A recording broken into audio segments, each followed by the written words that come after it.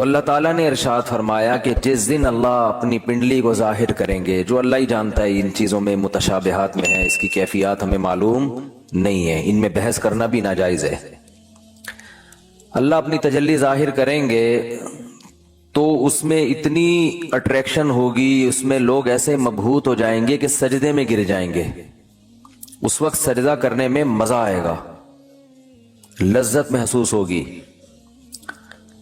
فرمایا لیکن کچھ لوگ ایسے ہوں گے جن کی کمر تختے کی کر دی جائے گی، اور وہ سجدہ کرنا بھی چاہیں گے تو نہیں کر سکیں گے۔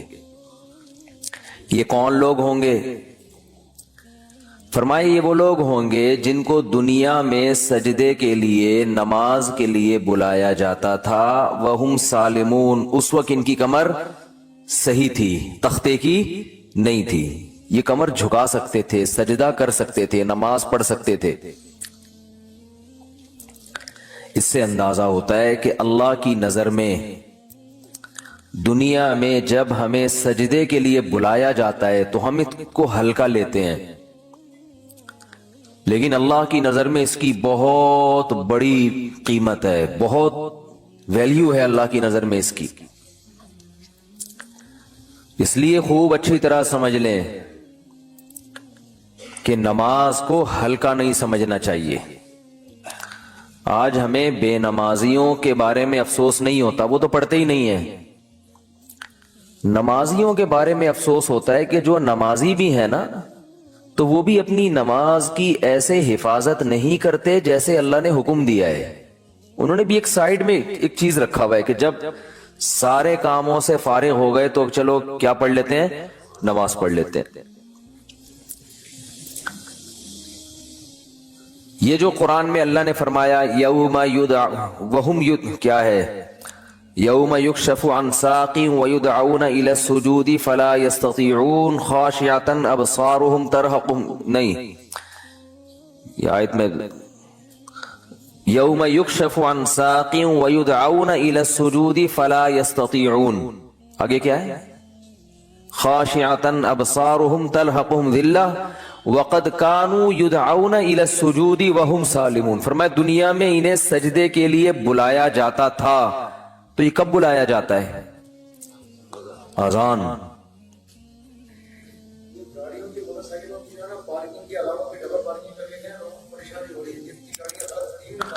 بھائی یہ بہت بڑا المیہ ہے یار، دیکھو گاڑیاں غلط نہیں پارک کیا کرو۔ میں دیکھتا ہوں یہاں مدرسے کے گیٹ کے آگے کئی بار لوگوں نے گاڑیاں کھڑی کی ہیں۔ اتنی تو انسان میں سینس ہوتی ہے کہ جب گیٹ کھولے گا مدرسے کا تو اندر سے جو گاڑی باہر کیسے نکالے گا؟ یعنی یہ تو نبی صلی اللہ علیہ وسلم نے فرمایا کہ ایمان کا آخری درجہ یہ ہے، یہ حدیث خوب غور سے سنیں، ایمان کا آخری درجہ یہ ہے کہ راستے سے تکلیف دہ چیز کو ہٹایا جائے۔ کوئی بھی چیز جو لوگوں کو تکلیف پہنچا رہی ہے اس کو کیا کرو؟ ہٹا دو۔ گٹر کا ڈھکن کھلا ہوا ہے، کوئی گر سکتا ہے، آپ اس کے انتظام کریں۔ کانٹا پڑا ہوا ہے، اس کو ہٹائیں۔ پتھر رکھا ہوا ہے، اس کو ہٹائیں۔ کوئی بھی چیز جو لوگوں کو اذیت دے سکتی ہے۔ ہاں ابھی بتا رہا ہوں، ابھی بتا رہا ہوں۔ جائیں گے نا، بات کمپلیٹ ہونے دے نا، ورنہ پھر وہ دوبارہ کریں گے یہ حرکت، تو اس لیے کمپلیٹ کر لو پھر جائیں۔ تو راستے میں تکلیف دہ چیز جو نہیں ہٹاتا نا، اس کو نبی نے ایمان سے خارج کیا ہے۔ تو سوچو وہ کتنا بڑا گویا کہ کافر ہوگا جو تکلیف دہ چیز راستے میں ڈالتا ہے۔ تو گاڑی غلط پارک کرنا، بائک غلط پارک کرنا، یہ تکلیف دہ چیز ڈالنا ہے کہ نہیں ہے؟ کانٹے سے اتنی تکلیف نہیں ہوتی، لوگ اکثر سنبھل کے ہی چل رہے ہوتے ہیں، لیکن گاڑیاں اس طرح، روزانہ میرے ساتھ ایسا ہو رہا ہے، روزانہ، کہ یہاں آپ گلی میں گاڑی موڑنے کی کوشش کرو، نہیں موڑ سکتے۔ کسی نے کارنر پہ گاڑی ایسے کھڑی کی ہوگی کہ گاڑی دوسری گاڑی جو آئے گی ٹرن ہی نہیں ہو سکتی، اور یہ دیندار لوگ زیادہ معذرت کے ساتھ کر رہے ہوتے ہیں۔ ہمارے ہاں جو جتنا بے ڈھنگا ہوگا نا اس کو سمجھا جاتا ہے اتنا نیک ہے، جتنا بے ڈھنگا ہوگا نا۔ میں جب گیا نا حضرت مفتی رشید احمد صاحب رحمہ اللہ کے پاس، ان کے شاگردوں کے پاس، تو میرے پاس 125 تھی، میں نے دیوار کے ساتھ لگا دی بائک، تو وہ کہیں جھانک رہے تھے، انہوں نے کہا بالکل چپکاؤ۔ میں نے کہا یہ عجیب بات کر رہے ہیں بھائی، راستہ تو ہے نا۔ بھائی راستہ اتنا تو ہم نے بائک پارک کی ہے کہ راستہ تو ہے. انہوں نے کہا نہیں راستہ نہیں, کھلا راستہ ہونا چاہیے لوگوں کے پاس گزرنے کا. تو جب آپ مکمل دیوار کے ساتھ بائک کو چپکا کے کھڑا کر سکتے ہو تو آپ نے اس کی دم باہر کو کیوں نکالی ہوئی ہے؟ تو میں نے کہا یار عجیب ٹائپ کے لوگ ہیں یہ, تو بہت سختی کیا کرتے تھے. تو راستے سے تکلیف دہ چیز جو نہ ہٹائے وہ ایمان سے خارج ہے, تو جو راستے میں تکلیف دہ چیز ڈالے وہ کتنا بڑا بے ایمان ہوگا معذرت کے ساتھ. تو ابھی تو آپ لوگوں سے غلطی سے اس لیے میں کہہ رہا ہوں کہ اب جس نے غلط گاڑی پارک کی وہ اٹھے گا ہی نہیں نا ہمیں آپ نے بے ایمان کا فتویٰ لگا دیا. تو ہم اچھا گمان رکھتے ہیں آپ نے جان کر نہیں کیا ہوگا, غلطی سے کیا ہوگا, بلکہ آپ نے گاڑی صحیح پارک کی ہوگی یا بائک صحیح پارک کی ہوگی, کسی نے ہٹا دی ہوگی. تو جن جن نے غلط پارک کی ہے جا کے ذرا گلی کھولنے جا کے اٹھ جائیں. ہم لوگ دیکھ بھی نہیں رہے, آنکھیں بند کر لو بھائی, ہم نہیں دیکھ رہے. شاباش شاباش. اور آئندہ اس سے توبہ کریں. تو پیچھے سے تو دیکھ سکتے ہیں نا. اچھا, تو بائکیں جو ہے نا بالکل چپکا کے کھڑی کیا کریں دیوار سے, اور گاڑی بھی. اور گاڑی تو سامنے روڈ پہ کھڑی کرتے ہیں, ابھی کیمرے لگے ہوئے ہیں الحمدللہ چاروں طرف, ہم نے ٹھیک ٹھاک سیکیورٹی کا انتظام کیا ہوا ہے جو اسباب کی دنیا میں. تو چور بھی انشاءاللہ بھاگے گا نہیں, کہیں بھی پکڑا جائے گا. اور یہاں بھی کیمرے لگے ہوئے, وہ دیکھو وہ بھی لگا ہوا ہے, یہ بھی لگا ہوا ہے, دیکھ رہے ہیں. تو کسی کی جیب میں ہاتھ ڈالنے سے پہلے, کیونکہ جیب کترے بھی ہیں یہاں پہ, ان کو پتہ ہی نہیں ہوتا کہ کیمرہ لگا ہوا ہے.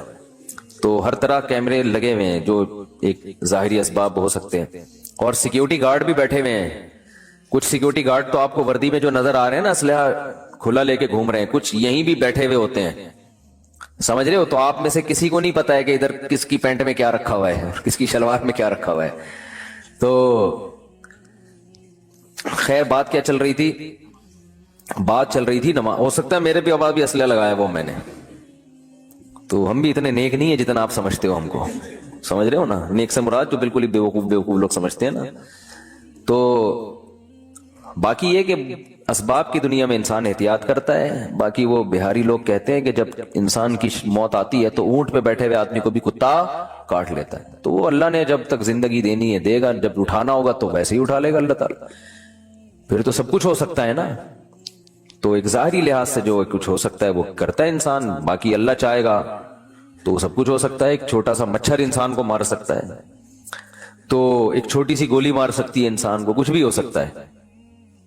خیر, تو بات یہ چل رہی تھی کہ اللہ نے فرمایا جب ان کو دنیا میں سجدے کے لیے بلایا جاتا تھا تو یہ نہیں آتے تھے. تو جو اللہ جب بلاتے ہیں اس بلانے کو کیا کہا جاتا ہے؟ اذان. اذان بڑی زبردست چیز ہے. مجھے تو حقیقت بتاؤں, جو میرے جیسا نالائق جو نماز کی ٹوٹی پھوٹی اہمیت اللہ نے ہمارے دل میں پیدا کی نا, وہ اذان کی وجہ سے. کہ اللہ کو نماز سے اتنی محبت ہے, اتنی محبت ہے, اتنی محبت ہے کہ ہر دفعہ پوری تقریر مؤذن سے کہلوائی جاتی ہے. دیکھو جب بھی کسی چیز کی طرف آپ لوگوں کو بلاتے ہیں, اگر وہ کام بار بار ہو رہا ہے نا, ایک دفعہ ہوگا تو آپ اناؤنسمنٹ کرتے ہیں, بار بار ہو رہا ہے تو ایک دفعہ کی اناؤنسمنٹ کافی ہوتی ہے. ایک دفعہ کی, جیسے آپ کی جب جاب لگتی ہے تو آپ کا باس آپ کو ایک دفعہ بتا دیتا ہے کہ بھئی 8 بجے سے ٹائم شروع ہوگا اور شام 4 یا 5 یا 8 بجے تک آپ کی ایک دفعہ اناؤنسمنٹ کیا ہے, بولو نا, کافی ہے, بس بتا دیا, سگنیچر لے لیے کہ بھئی یہ ٹائمنگ ہے. یہ 9 بجے عام طور پہ دفتر میں 9 بجے کا ٹائم ہوتا ہے, اور گورنمنٹ کے جو دفتر ہیں 3:30 پونے 4 بجے کا ٹائم ہوتا ہے اس میں شام کو. چھٹی کا ٹائم 4 بجے, پونے 4 بجے حاضری ہوگی اور 4 بجے چھٹی. بعض دفعہ تو آنے کا ٹائم 4 بجے ہوتا ہے, جانے کا صبح 9 بجے ہوتا ہے واپس, یعنی الٹا بھی چل رہا ہوتا ہے. جو پریکٹیکلی ہو رہا ہے نا کہ اس ٹائم پر آئے کہ جب جانے کا ٹائم گزر چکا تھا, ٹھیک ہے نا. 4 بجے جانے کا ٹائم تھا, 5 بجے پہنچ رہے ہیں. تو گورنمنٹ میں اللہ کا شکر ہے بہت ساری ہمارے ہاں سہولتیں ہیں الحمدللہ. تو ابھی بات سے بات نکلتی ہے, چھوڑو اس کو یار. بات تو سجدے کی چل رہی تھی نا. تو اللہ تعالیٰ نے, ہاں میں یہ عرض کر رہا تھا کہ آپ کو ایک دفعہ بتا دیا جاتا ہے بھائی یہ ٹائم ہے, اس پہ آ جانا. اب یہ تو نہیں ہوتا کہ جب 8 بجیں گے یا 9 بجے کا ٹائم آفس میں دیا ہے تو باس آپ کو فون کر کے بتا رہا ہوں آ جاؤ ٹائم ہو گیا ہے. کبھی ہوتا ہے ایسے؟ نہیں ہوتا نا. کیوں نہیں ہوتا؟ ان کو پتا خود آئے گا، اس لیے کہ کیا ملتا ہے سال کے آخر میں؟ روکھڑا ملتا ہے. روکھڑا ملے گا تو سارے کام ہوں گے، عزت بھی ملے گی، ترقی ہوگی آپ کی. دیکھا جاتا ہے نا پرائیویٹ اداروں میں، تو دیکھا جاتا ہے، گورنمنٹ میں دیکھا جانا چاہیے کہ یہ اس کی حاضریاں کتنی ہیں اور کتنا اس نے کام کیا ہے. لہذا ان کو موٹیویٹ کرنے کے لیے آپ کو بار بار اناؤنسمنٹ کی ضرورت نہیں ہے. بار بار اناؤنسمنٹ کی ضرورت، ایک دفعہ اعلان. دوبارہ کریں گے تو آپ ان کو بیوقوف بولو گے، یار بس سر آپ نے بتا دیا نا 9 بجے کا ٹائم ہے، بس کیا ہے بار بار بھونپو لے کے گھر پہنچ جاتے ہو ہیں، لاؤڈ اسپیکر لے کے میرے دروازے پہ کھڑے ہو 9 بج گئے ہیں. یہ جو سحری جگانے والے آتے ہیں نا، مجھے ان سے اسی وجہ سے الرجی ہے. او بھائی ہمیں پتا ہے یار، سب کو جس نے روزہ رکھنا ہے وہ اٹھ جائے گا. اب وہ پھر وہ جو گھومنا شروع کرتے ہیں محلے پڑوس میں، ایک گھر کا نمبر رات 2 بجے آ رہا ہے، دوسرے کا نمبر رات 4 بجے آ رہا ہے. سحری کا ٹائم 4 بجے شروع ہو رہا ہے تو 2 بجے ان کو کیوں اٹھا رہے ہو؟ یہ تو ایک بس عجیب سی ایک حساب کتاب ہے. تو خیر، بار بار اناؤنسمنٹ نہیں کی جاتی، بار بار یاد دہانی نہیں کی جاتی. اور اللہ نے بھی باقی عبادتوں میں ایسے ہی کیا. رمضان کے مہینے کے بارے میں قرآن میں 2 آیتیں ہیں. ایک تو ہے فمن شہید منکم الشہر فلیصم. اللہ نے فرمایا ایمان والو تم پر روزے فرض کیے گئے جیسے کہ تم سے پہلی امتوں پہ فرض کیے گئے تھے. فرض ہو گئے نا. دوسری آیت کیا؟ کب فرض ہوئے؟ شہر رمضان الذی انزل فیہ القرآن. رمضان کا مہینہ ہے. فمن شہید منکم الشہر فلیصم. جو پچھلی آیت میں اللہ نے فرمایا نا کہ روزے فرض ہوئے، تو اگلی میں بتا دیا کون سے مہینے میں؟ رمضان. جو رمضان کا مہینہ پائے اسے چاہیے کہ روزے رکھے. ایک دفعہ اناؤنسمنٹ ہوئی ہے بس، اس کے بعد دوبارہ قرآن میں اناؤنسمنٹ نہیں ہوئی. اور جب رمضان کا مہینہ آتا ہے تو پھر اسلام میں حکم بھی نہیں ہے کہ یاد دلاؤ. مؤذن کو حکم کے تمام حضرات سے گزارش ہے کہ رمضان کا مہینہ آ گیا ہے اور اللہ کی طرف سے اعلان ہے کہ اس مہینے میں سب روزے رکھو. کوئی اللہ کی طرف سے ایسی اناؤنسمنٹ ہوتی ہے؟ بھائی مسجد کے امام اپنی ذمہ داری پہ کسی کو یاد دلاتے ہیں روزہ رکھو، ترغیب دیں، وہ ان کا کام ہے. اللہ نے کوئی لگے بندے الفاظ نازل نہیں کیے. لہذا مسجد کا امام یاد نہ بھی دلائے تو بھی کوئی گناہ گار نہیں ہے. اللہ کہتے ہیں میں نے قرآن میں جب بیان کر دیا نا بس صحیح ہے، سن لیا ان لوگوں نے، کافی ہے. حج کے بارے میں ایک آیت ہے قرآن میں جس میں فرضیت کا ذکر ہے. وَلِلَّهِ عَلَى النَّاسِ حِجُّ الْبَيْتِ مَنِ اسْتَطَاعَ إِلَيْهِ سَبِيلًا. لوگوں، اللہ کے لیے لوگوں پر لازم ہے کہ وہ بیت اللہ کا حج کریں جو وہاں جانے کی استطاعت رکھتے ہوں. وَمَنْ كَفَرَ، جو استطاعت کے باوجود نہیں جائے گا، فَإِنَّ اللَّهَ غَنِيٌّ عَنِ الْعَالَمِينَ، اللہ کو اس کی پرواہ نہیں ہے. ایک آیت جس سے فرضیت ہے، دوسری آیت نہیں ہے. یہ تو ہے کہ ابراہیم علیہ السلام نے یوں کہا تھا، حج کے لوگوں کو کہا تھا کہ حج کرو. اللہ کا جو اپنا آرڈر ہے نا، جو اللہ کے اپنے کلام میں آرڈر ہے، وہ ایک ہی ہے جہاں تک مجھے یاد پڑتا ہے. لیکن نماز، ایک تو قرآن میں جگہ جگہ بھر دی اللہ نے نماز کو. جہاں ایمان والوں کی صفات نماز پڑھتے ہیں. قرآن شروع کہاں سے ہو رہا ہے؟ الذین یقیمون الصلاۃ ومما رزقناہم ينفقون. ایمان والوں کا عقیدہ صحیح ہوتا ہے اور عمل میں کیا؟ نماز قائم کرتے ہیں. جہاں عمل کی بات آئے گی نا، نماز. جہاں جنتیوں کی صفات آئیں گی، نماز اور زکات. زکات بھی ہے ساتھ ساتھ، وہ کیوں ہے پھر کسی اور موقع پر بیان کروں گا انشاءاللہ. سب سے پہلے نماز پھر زکات. سب سے پہلے نماز پھر اللہ کی راہ میں خرچ. یعنی زکات یا اللہ کی راہ میں خرچ مختلف عنوانات سے، کہ نماز بھی پڑھتے ہیں اور خرچ بھی کرتے ہیں، دونوں کام چلتے رہتے ہیں ان کے. اس سے پتہ چلتا ہے کنجوس نمازی اللہ کو پسند نہیں ہے. یعنی نماز کے ساتھ سخاوت بھی ہے. تو لیکن نماز کو پہلے درجے پہ رکھا گیا ہے. وجہ کیا ہے اس کی؟ اتنا فوکس کیوں کیا جا رہا ہے؟ اتنا زیادہ اس کو ہائی لائٹ کیوں کیا جا رہا ہے؟ پھر چلو اللہ نے قرآن میں درجنوں جگہوں پر کہہ دیا نماز پڑھو، بار بار کہہ دیا نماز پڑھو نماز پڑھو. اتنا کہا ہے کہ اس سے زیادہ کوئی حکم قرآن میں ملتا ہی نہیں ہے. چلو اتنا زیادہ کہہ دیا، اب تو بار بار اناؤنسمنٹ کی ضرورت اور بھی نہیں ہے نا. اب تو بالکل ہی ضرورت نہیں ہے. دیکھو آپ کے باس نے آپ کو بلایا دفتر اور آپ سے کہا کہ 9 بجے آپ نے پہنچنا ہے، ایک دفعہ کہہ دیا، اس کے بعد پھر آپ کو کہا میں دوبارہ کہہ رہا ہوں 9 بجے آپ کی ٹائمنگ شروع ہو جاتی ہے، سمجھ میں آ گئی بات؟ آپ نے کہا آگے پھر تیسرے دفعہ کہہ رہا ہے میں بتاؤں کتنے بجے ٹائم ہے آپ کا؟ 9 بجے۔ 10 دفعہ جب کہہ دے گا نا 9 بجے، اب جب 9 بجیں گے تو آپ کو یاد نہیں دلائے گا، وہ کہے گا میں نے 10 دفعہ اسی لیے کہہ دیا تھا کہ دوبارہ مجھے یاد دلانے کی ضرورت نہ پڑے۔ اب آپ اگلے دن لیٹ ہو رہے ہو، 11 بجے پہنچ رہے ہو، تو وہ کہہ رہا ہے، وہ کہے گا کہ آپ کیوں لیٹ آ رہے ہو؟ آپ کا سر آپ نے 9 بجے مجھے یاد نہیں دلایا۔ وہ کیا کہے گا باس کہ بھائی جو پہلے دن میں نے 10 دفعہ کہا تھا نا 9 بجے، وہ اسی لیے کہا تھا کہ ایک دفعہ کہنا کافی تھا، مگر 10 دفعہ اس لیے ریپیٹ کیا تھا کہ دوبارہ یاد دلانے کی ضرورت نہ پڑے، آپ یہ نہ کہو کہ میں بھول گیا تھا۔ بہت مشکل ہے سمجھانا، بہت مشکل۔ تو جب اللہ نے نماز کو سینکڑوں دفعہ ریپیٹ کیا قرآن میں، تو اب تو ہر وقت یاد دلانے کی بالکل بھی ضرورت نہیں تھی۔ کمال ہے بھائی، اللہ نے کیا فرمایا کہ اتنا یاد دلاؤ کہ پیدائش سے لے کے موت تک اذان ہی سنتا رہیے بیٹھ کے۔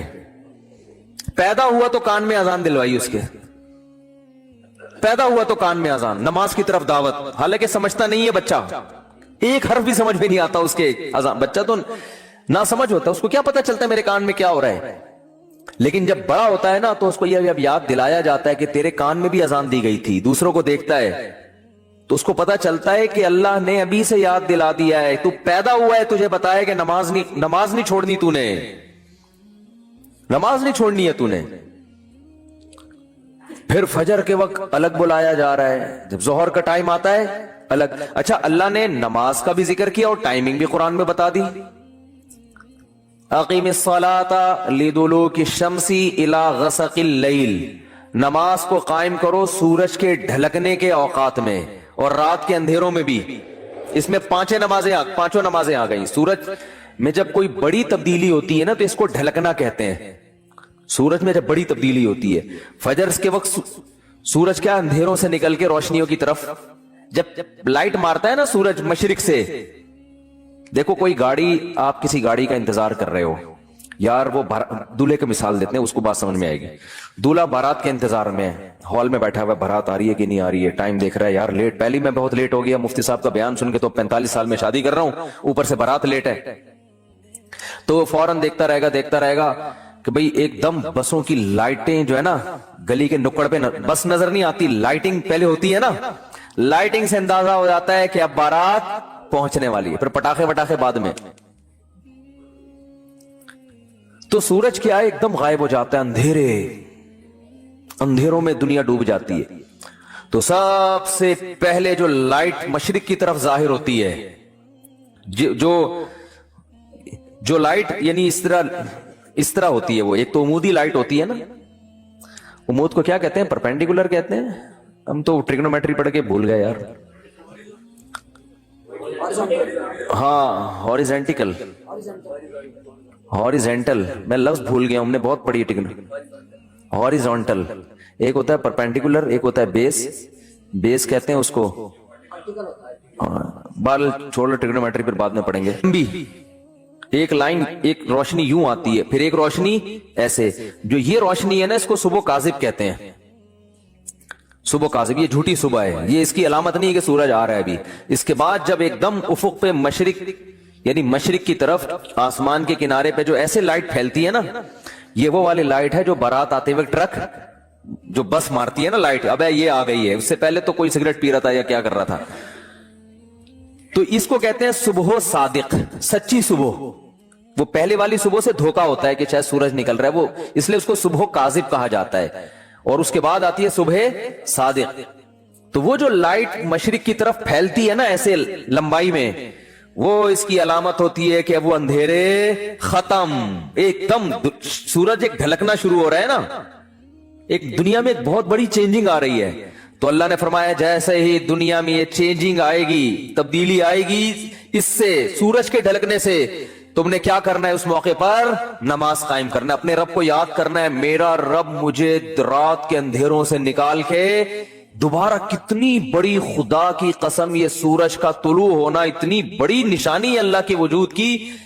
एथियस और मुल्हिद पागल होते। मुझे लोग कहते हैं मुल्हिदों पे को माफ कर दें, बयान ना करें आप, बहुत बयान हो गया मुल्हिदों पर, लेकिन भाई कैसे यार छोड़ दें? इतनी बड़ी खुदा की निशानियां देखकर जो बदबख्त कहते हैं ये ऑटोमेटिकली हो रहा है। और यार ऐसा सिस्टम, इतना ईंधन उसके अंदर, ऐसी रोशनी, कैसा, जैसे आप तिक्के को घुमाते हैं ना जब पकाते हैं, कोयले पे जब तिक्का पकाते हैं, इधर से पक गया, आप क्या करो, घुमाओ, ये खुद ब खुद घूमता है? घुमाना पड़ता है, या ऐसा सिस्टम लगाना पड़ेगा कि घूमे। वो सिस्टम कोई लगा के देता है। तिक्के में खुद ब खुद इतनी अकल नहीं होती कि करोड़ों साल में तरक्की करते करते ऐसा बन गया कि ऑटोमेटिक घूमना खुद ब खुद ही शुरू। यहां से पक गया, अब यहां से पकाओ, है भाई, यहां से तो पक गया, अब क्या करो, अब यहां से पकाओ मुझे। तिक्का खुद ब खुद करोड़ों साल में भी इतना ज़हीन नहीं होता, तो ये सूरज और जमीन इतने ज़हीन कैसे हो गए कि सूरज गया और पूरी दुनिया को लाइट देता देता सारी दुनिया में की फसलें उगाता, विटामिन डी प्रोवाइड करते करते करते करते अभी सूरज अमेरिका वालों को नवाज रहा है। इस वक्त यहां रात हो रही है ना, अमेरिका में दिन है, सूरज वहां जाके गोरों को विटामिन डी दे रहा है, उनकी फसलों में जान पैदा कर रहा है। हमारा नंबर, अभी हम तिक्के की वो वाली साइड है जो अंगारे के दूसरी तरफ गए हुए हम लोग। भाई यहां से तो जमीन पक गई है, अब इसको थोड़ा सा अंधेरे में रखो, इसको पकाने की जरूरत नहीं है। अब मेरे इस तरह पकाने की बातें करने से एथियस को तपाने का काम हो रहा है। हकीकत है ना, जब सूरज पका रहा है और एथियस हमें तपा रहा है, खुद भी तप रहा है उल्टी बातें करके। तो ये भाई कैसा खूबसूरत निजाम है यार। सूरज का जो तुलू है ना, खुदा की कसम, ये अल्लाह की बहुत बड़ी निशानी है। लाखों करोड़ों साल हो गए, सूरज की हरकत में कोई तब्दीली नहीं हो रही। कितना बड़ा आग का ईंधन है, आग का ईंधन जमीन से लाखों गुना बड़ा। इतनी आग, इतना ईंधन कहां से आ गया? स्टील मिल में जो ईंधन जिससे लोहा पिघलाया जाता है, ये ऑटोमेटिकली पैदा हो गया, ये इसको पैदा किया गया है। ये तो डाला जाता है ना उसमें भट्टियों को जलाने के लिए। सूरज में कहां से आ गया? इतनी आग बरसा रहा है, और ऐसी लाइट है उसकी कि आप जब सूरज की रोशनी होती है, आपके हजार हजार वोल्ट के बल्ब फेल हो जाते हैं, पता ही नहीं चल रहा होता कि जल रहे हैं कि बुझ रहे हैं। तो क्या तनाता हुआ शान के साथ मशरिक से निकलता है। तो अल्लाह ने कहा अभी निकलने से पहले पूरी दुनिया का निजाम चूंकि चेंज हो रहा है, अंधेरों से डूब के तुम रोशनियों की तरफ आ रहे हो, तो जो मुल्हिद होगा, जो खुदा का इनकार करने वाला है, उसे इससे कोई गरज नहीं है कि अल्लाह ने मुझे दोबारा जिंदगी दी, दोबारा सूरज मेरी खिदमत के लिए तुलू हो रहा है और इस जमीन का निजाम दोबारा से क्या हो रहा है, चेंज हो रहा है। वो तो पड़ा हुआ ख्वाब खरगोश के मजे लेता रहेगा, काफिर खुदा को याद नहीं करेगा। और जो खुदा को मानते हैं, जो मुशरिक हैं, वो मंदिरों में जाके बुतों के सामने झुकेंगे, हालांकि वो तो खुद पैदा किए हुए हैं उन बुतों को अल्लाह ने। तभी कुरान कह रहे ला तस्जुदू लिश्शम्सी वला लिलकमर, सूरज और चांद की खिदमत को देख के इनको सजदा मत करो। वस्जुदू लिल्लाहिल्लज़ी खलक़हुन्ना, सजदे के लायक वो खुदा है जिसने सूरज और चांद को बनाया है। हिंदू कहता है गाय हमारी बड़ी खिदमत करती है, गाय हमारी माँ है, हमारा भगवान है। ओ भाई, जिस खुदा ने गाय को तुम्हारी खिदमत के लिए बनाया है, वो है तुम्हारा असल भगवान, वो है तुम्हारा असल माबूद। ये गाय बनी नहीं है, बनाई गई है। एक मैकेनिक ने गाड़ी बना के आपको गिफ्ट दे दी, गाड़ी का शुक्रिया अदा कर रहे हो आप, हैं? बेवकूफी है या नहीं है? एक साइंटिस्ट ने गाड़ी बनाई और आपको दे दी, लो भाई चलाओ। रीवो बनाई, रीवो इसलिए कह रहा हूं कि मिसाल तो अच्छी देना आदमी। मैंने कहा है ना कि देखो, बाज लोग जो गरीब होना तो कोई बुराई है नहीं, हमारे नबी सल्लल्लाहु अलैहि वसल्लम दुनिया के मिस्कीन थे। सोच का गरीब होना क्या है? नुकसान। इसलिए मैं अंडे वाले बर्गर की मिसाल नहीं देता, मिसाल हमेशा जिंगर बर्गर की होगी। क्या खाओ बेशक अंडे वाला बर्गर जेब में देखो पैसे हैं तो अंडे वाला खा लो, जिंगर के हैं तो लेकिन मिसाल हमेशा किसकी दो? जिंगर की। तो मिसाल अच्छी गाड़ी की देनी चाहिए। और इसमें एक और हिकमत भी है जो कभी और किसी और वक्त बताएंगे इंशाल्लाह। तो आपको किसी ने, कंपनी ने रीवो दे के ना आपको गिफ्ट दे दी, ले भाई। अब आप क्या कर रहे हो कि रीवो का शुक्रिया अदा कर रहे हो। तुम्हारा बहुत शुक्रिया, तुम मेरी जिंदगी में आई, तुम मुझे बिठा के घुमाती हो, तुम्हारी वजह से मेरी इज्जत हो रही है। तो बात ये चल रही थी कि आपको किसी ने रीवो गिफ्ट दी یا آپ کو کسی نے گاڑی گفٹ دی, آپ کو کسی نے کوئی بھی ہدیہ دیا, انڈے والا برگر کھلا دیا, آپ برگر کی تعریفیں کر رہے ہو, برگر کے شکریہ ادا کر رہے ہو. تو ہندو یہی کر رہے ہو, بھائی گائے تم پر احسان نہیں کر رہی, احسان اس ذات نے کیا جس نے اس گائے کو بنایا. تو خدا کہہ رہا ہے کہ نہ ملحدوں کی طرح خدا کا انکار کرو کہ یہ خود بخود ہو رہا ہے, اور نہ مشرکین کی طرح اس اصل خدا کو چھوڑ کر بنی ہوئی چیزوں کو پوجنا شروع کر دو. اسلام کتنا بیلنس کرتا ہے, کیسی اعتدال والی بات کرتا ہے. لا تسجدوا للشمس ولا للقمر, سورج اور چاند کو سجدہ مت کرو ان کی خدمت کو دیکھ کے. واسجدوا للہ الذی خلقہن, اس ذات کو سجدہ کرو جس نے ان کو بنایا. یہاں بھی سجدے کا ذکر ہے, نماز میں ہوتا ہے سجدہ. تو اللہ نے کیا فرمایا, اقیم الصلاۃ لدلوک الشمس, سورج کے ڈھلکنے. یہ سورج سے نا زمین کا بڑا سسٹم ہے, سورج کو بڑا قرآن نے پروٹوکول دیا ہے. قرآن نے اپنی نشانیوں میں اگر میں یہ کہوں کہ جتنا سورج کو پروٹوکول دیا ہے شاید کسی اور نعمت کو نہیں دیا, تو شاید میری یہ دعویٰ غلط نہیں ہوگا. تبھی تو سورج سے نمازوں کے اوقات رکھے گئے ہیں. روزہ بھی سورج دیکھ کے ہوتا ہے, سورج غروب ہوگا تو روزہ افطار ہوگا, سورج طلوع ہونے سے پہلے روزہ بند ہوگا, نمازیں سورج کے اوقات پر. تو یہ کیا ہے؟ اس لیے کہ دلوک کہتے ہیں ڈھلکنا. تو اللہ نے ڈھلکنے کے اوقات اس لیے رکھے کہ اس وقت دنیا میں بڑی بڑی تبدیلیاں آ رہی ہوتی ہیں, بڑی بڑی تبدیلیاں. رات کے اندھیرے دور ہونا شروع ہو جاتے ہیں, بہت بڑی چینجنگ دنیا میں آتی ہے جس کا پوری دنیا پہ بھی اثر پڑتا ہے, آپ کی باڈی پہ بھی اثر پڑتا ہے, پوری دنیا کے نظام پہ اثر. وہ کیا ہے؟ سورج کی جو کرنیں ہیں, مشرق سے بھی سورج کے طلوع ہونے کا ٹائم ہوا ہے, آپ کو روشنی دیکھ کے اندازہ ہو جاتا ہے کہ اب صبح ہونے والی ہے اور اس زمین کے نظام میں تبدیلی آنے والی ہے. تو عقل مند لوگ کیا کرتے ہیں؟ اللہ نے فرمایا اس موقع پر تم نے کس کو یاد کرنا ہے؟ اللہ کو یاد کرنا ہے. کس طرح؟ جس طرح اللہ کہتا ہے میں بتاؤں گا اس طرح یاد کرنا ہے. کیونکہ اگر اللہ نہ بتاتا کس طرح یاد کرنا ہے, پھر ہم عبادت کے وہ طریقے نکال لیتے جو غیر مسلموں نے نکالے ہوئے ہیں, عجیب عجیب سے. جب انسان کو پتہ نہیں ہوتا نا کیسے عبادت کرنی ہے, تو لوگوں کی رائے پہ چھوڑ دیا جاتا. فرض کریں اسلام کہتا بھائی صبح سورج کے طلوع ہونے سے پہلے, صبح صادق کے بعد تم نے عبادت کرنی ہے. کیسے کرنی ہے؟ ہر آدمی اخپل طریقے سے کرے. تو لوگوں کے لیے الگ الگ کانسیپٹ ہوتے. کچھ ایسے عبادت کرتے, وہ کہتے ہیں ہم اللہ کے لیے میلے کچیلے رہیں گے. یہ بھی ایک نظریہ ہے لوگوں میں. برما میں گیا, بدھسٹ نظر آئے, 6 مہینے سے کہا جاتا ہے کہ نہائے نہیں ہے. یہ ان کا خیال ہے کہ اس طرح بھگوان کیا ہوتا ہے؟ خوش ہوتا ہے, نہائے نہیں. کچھ ایسا کرتے کہ ننگ دھڑنگ رہنے کو عبادت سمجھتے. یہ بھی آپ کو بعض مذاہب میں ملے گا, وہ کہتے ہیں ہم تو برہنہ پیدا ہوئے تھے بھائی, یہ لباس تو نیچر کے خلاف ہے. وہ بھی کچھ دن پہلے میں نے فیس بک پہ ایک انٹرویو دیکھا, شکر ہے وہ آگے میز لگائی ہوئی تھی انہوں نے. انٹرویو کے دوران انہوں نے یہ عقل بندی کی, وہ ایک برہنہ بیٹھا ہوا ہے بالکل ہی لباس لیس. تو اس سے پوچھنے کہ اس تکلف کی ضرورت کیا تھی آپ کو؟ تو کہہ رہے ہم تو انسان کیا ہے, پیدا کیسے ہوا ہے؟ برہنہ. تو نیچر یہی ہے کہ لباس وباس نہیں ہونا چاہیے. نیچے لوگوں نے طبیعت سے گالیاں دی ہوئی نا کہ اس کی کوئی ماں بہن نہیں ہے گھر میں. تو یہ بھی ایک عبادت کا ان کے خیال میں طریقہ ہے. بعض لوگوں میں عبادت کا طریقہ یہ ہے کہ ہم گوشت نہیں کھائیں گے, اس سے اللہ خوش ہوگا. تو انسان کو اگر آزاد چھوڑ دیتا نا اسلام کہ تم اللہ کو جس طرح بھی راضی کرنا چاہو کرو, تو انسان غلط رخ پہ چلا جاتا, وہ انسانیت کے دائرے سے نکل جاتا. اللہ نے بتا دیا اقیم الصلاۃ لدلوک الشمس. میں پہلے جو نماز کے اوقات ہیں ان کو تھوڑا ڈیفائن کر دوں, پھر میں بتاؤں گا اسلام نے یہ طریقہ کیوں بتایا ہے.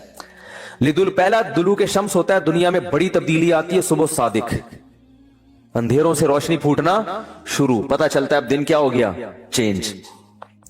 اس کے بعد سورج پھر ٹکا کباب بناتے بناتے نا ایسے ہوتے ہوتے بالکل بلندی پہ جا کے پہنچتا ہے, جس کو زوال کا وقت کہتے ہیں.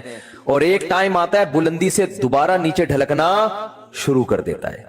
جیسے ہی نیچے ڈھلکنا شروع ہوگا, اللہ نے فرمایا دلوک شمس ہو رہا ہے, بڑی تبدیلی آ رہی ہے دنیا میں. اب سورج ٹاٹا کرتے ہوئے واپس جا رہا ہے. سورج ڈھلکنا دن یعنی جو رات, اس وقت جو انسان کے باڈی میں تبدیلی ہوتی ہے نا وہ, اور زمین میں وہ مکمل سارا سسٹم اس وقت چینج ہو چکا ہوتا ہے. تو اس وقت حکم دیا گیا یہاں بھی تمہیں کس کو یاد کرنا ہے؟ اللہ کو یاد کرنا ہے, کیونکہ تم اس کے ماننے والے, اس کا شکر ادا کرنا ہے. اس کے بعد پھر دوبارہ بڑی چینجنگ کب ہوتی ہے؟ عصر کے ٹائم پہ. امام حنیفہ بہت ذہین تھے خدا کی قسم. جو امام ابو حنیفہ کا رحمہ اللہ کا فقہ غور سے پڑھے گا نا, اسے لگے گا امام صاحب کوئی چھوٹی موٹی چیز نہیں تھے. حدیث میں ہمیں نماز کے بارے میں, عصر کے بارے میں مثل اول بھی ملتا ہے, مثل ثانی بھی ملتا ہے. بخاری مسلم کی حدیثوں سے ہمیں پتہ چلتا ہے کہ جس ٹائم پہ ہمارے جو اہل حدیث حضرات عصر کی نماز پڑھتے ہیں نا, اس کا بھی ثبوت حدیث سے ہمیں ملتا ہے. اور یہی ٹائم امام شافعی کا بھی ہے, جو عصر بہت جلدی پڑھی جاتی ہے. پورے سعودیہ میں آپ نے دیکھا ہوگا بہت جلدی عصر پڑھ لیتے ہیں وہ. لیکن امام حنیفہ کی رائے ہے کہ دیر سے پڑھی جائے, جب ہر چیز کا سایہ دگنا ہو جائے. کتنا ہو جائے؟ دگنا. اب بہت سے حضرات کہتے ہیں امام حنیفہ نے اس حدیث کی مخالفت کر دی جس میں جلدی پڑھنے کا ہے. تو امام حنیفہ نے حدیث کی دونوں حدیثوں میں اس حدیث کو لیا جو قرآن کے زیادہ قریب ہے. کیونکہ سورج کا جو ڈھلکنا ہے نا, بڑی چینجنگ, یہ مثل اول پہ نہیں ہوتی, مثل ثانی پہ ہوتی ہے. یعنی جب ہر چیز کا سایہ آپ نے 1 فٹ کا اسکیل رکھا زمین پہ, جب اس اسکیل کا سایہ اتنا ہو جائے, دیکھیں جب سورج بالکل اوپر ہوتا ہے, اس بات کو ذرا ٹیکنیکل طریقے سے سمجھیں, سورج بالکل سر پہ ہوتا ہے تو ہر چیز کا سایہ 0 ہو جاتا ہے. کتنا ہو جاتا ہے؟ اگر آپ خط استوا پر ہو, ایکویٹر پہ ہو نا, تو سورج جب بالکل آپ کے سر پہ ہوگا تو 1 فٹ اسکیل اگر ہے, اس کا سایہ کتنا ہوگا؟ 0, کیونکہ بالکل اوپر ہے نا. اب جب ذرا سا ڈھلکے گا تو جیسے ہی تھوڑا سا ڈھلکا ہے ظہر شروع, اس پر پوری امت کا اتفاق ہے. پھر ڈھلکتے ڈھلکتے جب اس چیز کا سایہ اتنا ہو جائے جتنی وہ چیز ہے, یعنی 1 فٹ چیز کا سایہ 1 فٹ ہو جائے, تو جمہور علماء کہتے ہیں عصر کا ٹائم شروع ہو گیا. اور بخاری کی حدیث بھی ہے اس پر. لیکن بخاری ہی کی دوسری حدیث سے پتہ چلتا ہے کہ ایسا نہیں ہے. بخاری مسلم کی, چونکہ ابھی میرا یہ ٹاپک نہیں ہے اس لیے میں حدیثیں پیش نہیں کر رہا, ورنہ پورا وہ ٹاپک اختلافی مسئلے پہ چلا جائے گا. اس سے پتہ چلتا ہے کہ نہیں, ابھی عصر کا ٹائم شروع نہیں ہوا, بلکہ ہر چیز کا سایہ جب دگنا ہو جائے گا, 1 فٹ کی چیز ہے, اس کا سایہ کتنا ہو جائے؟ 2 فٹ, تو عصر کا ٹائم شروع ہوتا ہے. اس وقت عصر کا ٹائم شروع. یہ امام ابو حنیفہ کا قول ہے, راجح قول, کہ بہتر یہ ہے, افضل یہ ہے کہ عصر کی نماز اس وقت پڑھی جائے, اس سے پہلے پڑھنا فتویٰ اس پر ہے کہ جائز تو ہے مگر بہتر نہیں ہے. تبھی ہمارے ہاں ہندوستان پاکستان میں دیر سے عصر ہوتی ہے. عرب کنٹریز میں چونکہ فقہ حنبلی کو فالو کرتے ہیں نا, شافعی اور حنبلی, وہ جلدی, اہل حدیث بھی جلدی